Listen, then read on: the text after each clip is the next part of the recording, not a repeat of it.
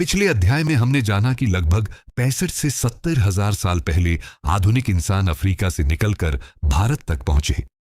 लेकिन भारत पहुंचने के बाद उनका जीवन कैसा था, वे कैसे रहते थे और उन्होंने इस नई भूमि में अपना जीवन कैसे शुरू किया।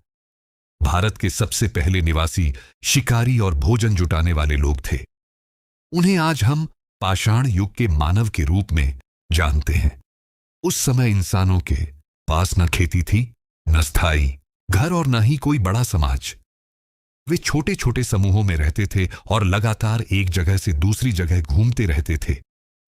उनका जीवन पूरी तरह प्रकृति पर निर्भर था।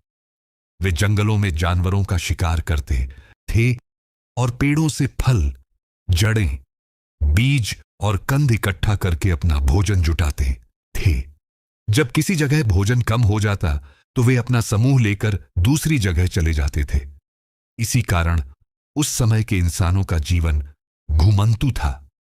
पाषाण युग का नाम इसलिए पड़ा क्योंकि उस समय इंसान अपने औजार पत्थरों से बनाते थे। नुकीले पत्थर, हाथ में पकड़ने वाले कुल्हाड़ी जैसे औजार और काटने वाले पत्थर उनके सबसे महत्वपूर्ण उपकरण थे। इन औजारों की मदद से वे शिकार करते थे, जानवरों की खाल काटते थे और लकड़ी को आकार देते थे।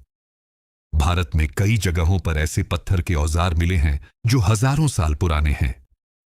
मध्य प्रदेश की नर्मदा घाटी, कर्नाटक, तमिलनाडु और राजस्थान जैसे इलाकों में प्राचीन मानव के जीवन के कई प्रमाण मिले हैं। इन खोजों से हमें यह समझने में मदद मिलती है कि उस समय भारत में इंसान कैसे रहते थे।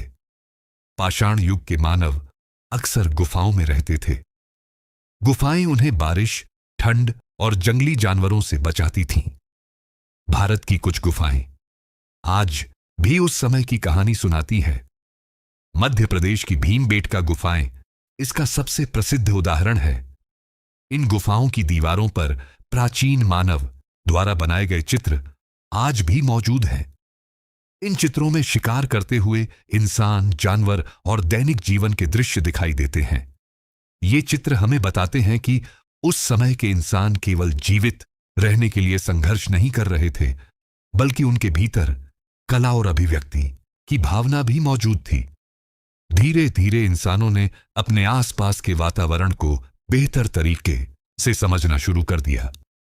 उन्होंने सीखा कि कौन से जानवरों का शिकार करना आसान है, कौन से पौधे खाने योग्य हैं और किन जगहों पर पानी आसानी से मिल सकता है। इसी ज्ञान ने उन्हें प्रकृति के साथ जीना सिखाया। समय के साथ उनके औजार भी बेहतर होने लगे। पत्थरों को अधिक सावधानी से काटकर नए नए उपकरण बनाए जाने लगे।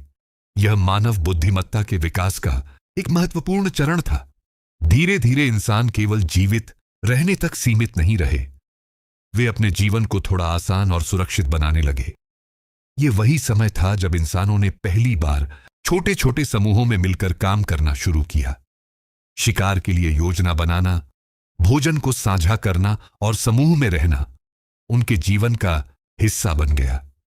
यही सहयोग आगे चलकर समाज की नींव बना। लेकिन मानव इतिहास में सबसे बड़ा बदलाव अब भी बाकी था। एक ऐसा बदलाव जिसने इंसानी जीवन को हमेशा के लिए बदल दिया। वह बदलाव था खेती की शुरुआत। जब इंसानों ने पहली बार पौधों को उगाना और जानवरों को पालना सीखा, तब मानव जीवन में एक नई क्रांति शुरू हुई। यही क्रांति आगे चलकर गांवों के निर्माण और सभ्यता की शुरुआत का कारण बनी। लेकिन यह बदलाव कैसे आया? इंसानों ने खेती करना कब शुरू किया? और भारत में सबसे पहले गांव कहां बने? इन सवालों का जवाब हमें मिलेगा अगले अध्याय में, कृषि क्रांति और भारत के पहले गांव।